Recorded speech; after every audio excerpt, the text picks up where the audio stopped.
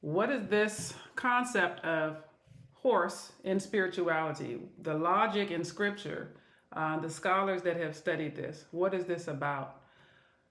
First of all, when we're talking about war and we're talking about horses, you probably have an image in your mind, this valiant person that is got on their armor, that's got the sword, etc. Hold on to that image because it makes a lot of sense in this. There are people that have cancer, there are people that are in poverty, there are people that are struggling and fighting in all types of wars, drug abuse, just trying to fight the strong passions and desires and things, whether it's food, whether it's sex, whatever it might be in this crazy environment that we live in, that are literally fighting for their life. What do they have to have in their spirit in order to fight this level of battle where it's just, the odds are just totally against them, this inner power and strength and muscle that you have to have, hence the horse, in order to succeed in a situation where it's not even rationally likely that you're going to succeed. We've heard all kinds of stories about people that actually do very well, have overcome the odds when they weren't supposed to. And it's almost like you have to have a sense of arrogance with yourself. I'll say arrogance, or it's kind of a self-conceitedness, because if the odds are against you, what are you doing? Why are you trying, right? There's got to be a level of confidence that's beyond normal for someone to be able to do this. I'm just talking about what you need in your spirit if you have something this serious that you're fighting, right? And we talked about having a conscious image. Yes, okay. Let's just say I'm fighting weight or drug abuse. Yes, I see myself overcoming this. Yeah, I want to overcome this. That's what I want to do. That's a goal. It's rational. It makes sense. But there needs to be another part of you, an image that lives in your unconscious mind that doesn't even make sense, that says, I'm going to beat this, even though I'm here laying on the floor, half dead with a needle sticking out of my arm, or I'm sitting here at Subway on my second sub, whatever the case you may be, and no matter how deep you are in it, but knowing that you can get out of it. It doesn't make sense. Look at you. Look at the condition you're in. It doesn't make rational sense. So what is it in you that's making you feel like you're going to overcome it? There's a power and a strength that you have. That's not even, you can't even explain it, but that's needed. That's what you have to hone in on in order to overcome something that's life or death like that. I'm a businesswoman, and I'm a successful businesswoman, thank God. There were so many things and so many reasons why I shouldn't have been successful. There are so many things in my life that went on. There's just so many things. I could have made a list. I'm not a college graduate. But yeah, I reached the level of success that someone in college would have reached. I had children at a young age. There was, like I said, so many reasons, but there was something in me. I didn't even realize this until I did this study on the horse and the spirituality, that there was something in me that made no rational sense. It was an image that I had that was driving me. Yeah, I can be that. Don't ask me why or how, but I know I can be that, and I'm going to be that. Well, how are you going to do that, Namat? You don't have any formal education. You don't, this energy, this type of spiritual strength and power that lives in you. Again, this is what you would need to hone in on. I want to give you a picture, okay? Because this is something that it lives in your heart. I want to give you a picture, so try to follow me. On the battlefield, you've seen these horses with it. You got the person that's got on the armor, they got the sword, and you got this whole big army on this side, you got this whole big army on this side. And then you have like the, I don't want to call him the captain, but the guy that's running everything, the leader, right? And he's surrounded, he's in the heart of that war. He's surrounded by his army. And everyone's trying to protect him, right? That's why he's situated in the position he's in.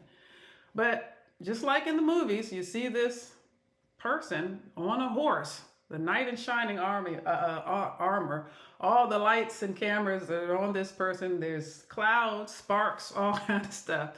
Slow motion. This person is yielding their sword, doing all the cutting off heads, all the adversity that's in the way. He's just slicing it apart, and he infiltrates that army that's trying to kill him. Right? That all these odds and adversities that are against him, he infiltrates it. Same as you have to do when you're overcoming life and death obstacles, or you're trying to reach a high, serious goal. And he reaches the man in charge, the one responsible, the disease, whatever the problem is with you losing weight, whatever that nucleus is, he infiltrates it and he beheads it.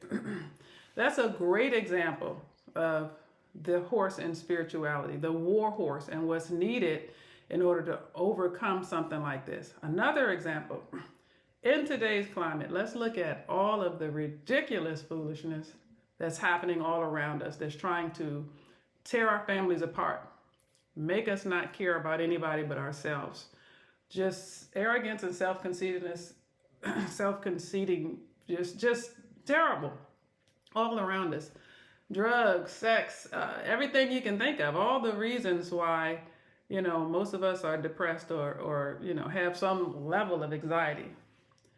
Somehow, we still have religion. We still believe, right? There are people, the messengers of God, Jesus Christ, Muhammad, different Moses, are still today able to just all the adversity, regardless of you're smoking crack or whatever you're doing, still able to reach your heart where you want to try, right? Still able to penetrate through all of that to make you believe. That is miraculous. That is beating all of the odds and getting through, right? And just like I mentioned this before, but the ability to round people up. Horses were used to round up cattle. Horses were used to round up people. When people see this strength in you and they see that you're able to overcome the odds and that you're trying, even today, maybe you haven't gotten there, but you are trying against all odds. People see it and it's inspiring. It makes them want to try too. The last thing I'm going to say about this before I wrap up this episode is, I am going to be talking about very specific scriptures soon, because I want to bring some things up that are just incredible for you to know and understand. But in the Islamic culture, there's such a thing as covering the chest. So, a lot of times when you see Muslim women, we'll have our hair covered or we'll have our chest covered. But the emphasis is on covering the chest.